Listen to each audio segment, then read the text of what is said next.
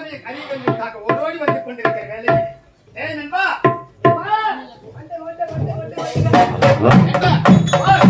என்னோட நல்லவாடி. ஆமாங்க. ஏன் கால தாமதமாக வேலைங்க அரண்மனை நிறைய வேலை இருந்தது. ஆமாங்க, அதெல்லாம் முடிஞ்சு என் தம்பி எனக்கு திருமணம் செய்து எனக்கு திருமணம். திருமணம் என்பது எனக்கு சந்தோஷமாக. ஆமாங்க, எனக்கு சந்தோஷம் வந்து எனக்கு திருமணம் இல்லவா ஆகிய நான் நாட்டு மக்களை அறிந்து விட்டேன். ஆமாங்க, இப்போது தந்தையை பார்க்க வேண்டும்.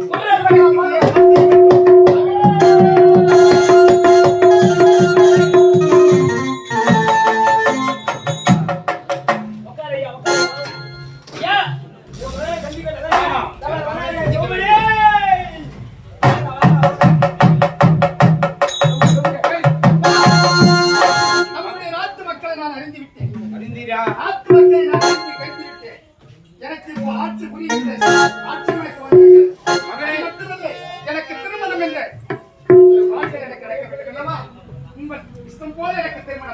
மகனே, உன்னுடைய பேராசி திருமணம் செய்ய வேண்டும் என்று இருந்தேன். ஜோசியரை அழைத்தேன்.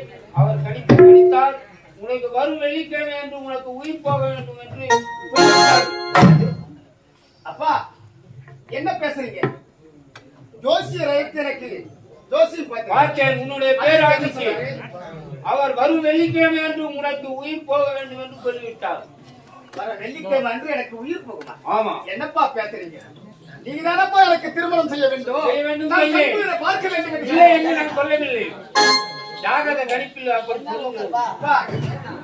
தாய் இல்லா வேலையில் எனக்கு தாய்க்கு தாயாகவும் தந்தைக்கு தந்தையாகவும் வளர்த்தேன். ஆனா சிறுவையில் தாயினுடைய கருவறையிலே உயிர் பிரிந்திருக்கிறேன். ஆனால் நான் இப்போது திருமணம் ஆகின்ற வேலையிலே வந்திருக்கும் வேலையிலே இப்போது ஒரு வார்த்தையை வைக்கிறேன். பயப்படாதே, நடக்கும் என்பா நடக்க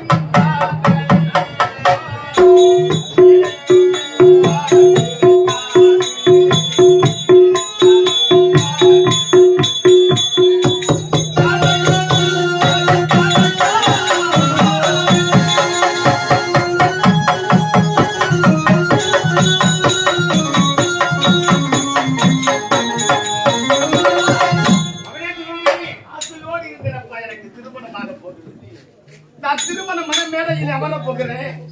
ஒரு மாங்கல்யம் விட போகிறேன் என்று நினைத்தேனேப்பா. அப்பா மகனே, அப்பா மகனே, உடைந்த பாடை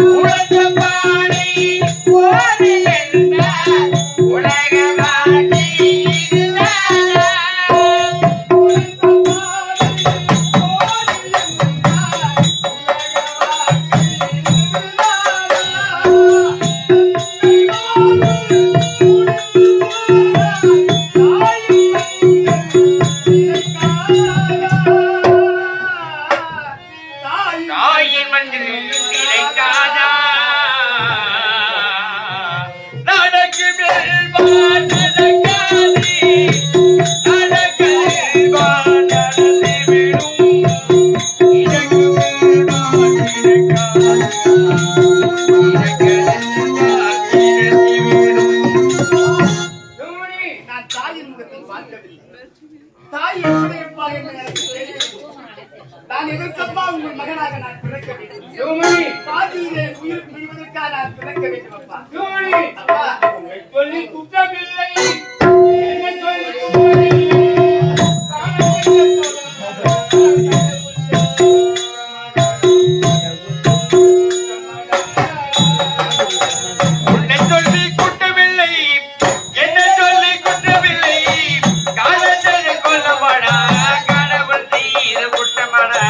கடவுள் செய்த குற்றமாடா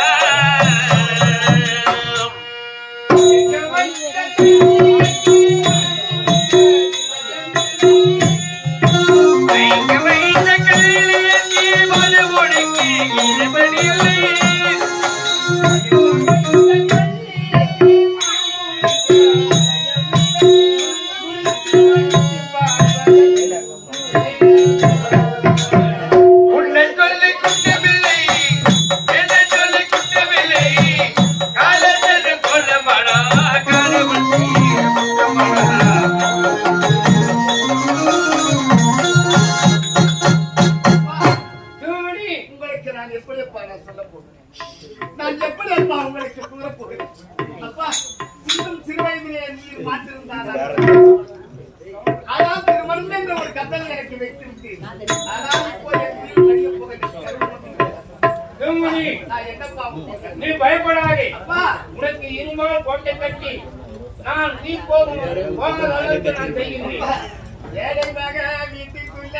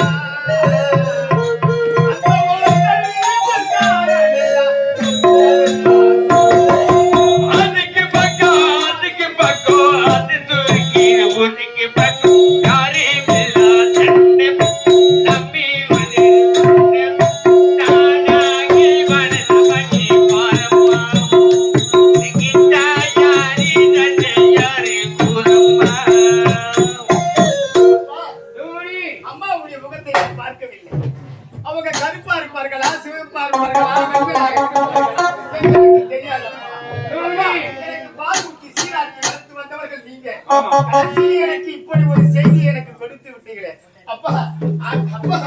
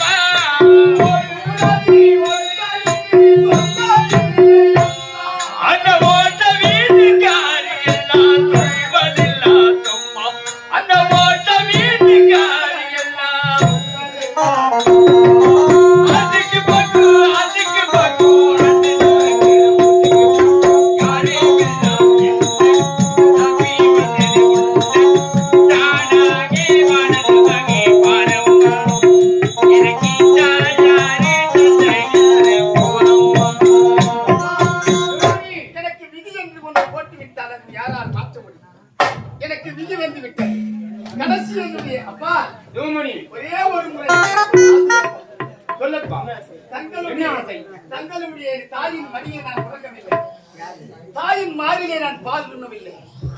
ஆனால் இப்போது உங்களுடைய மடி மீது நான் உறங்கப் போகின்றாயா? என் காலம் எதுவோ, என் நாளம் எதுவோ, எனக்கு என்னவோ புறப்படுங்க.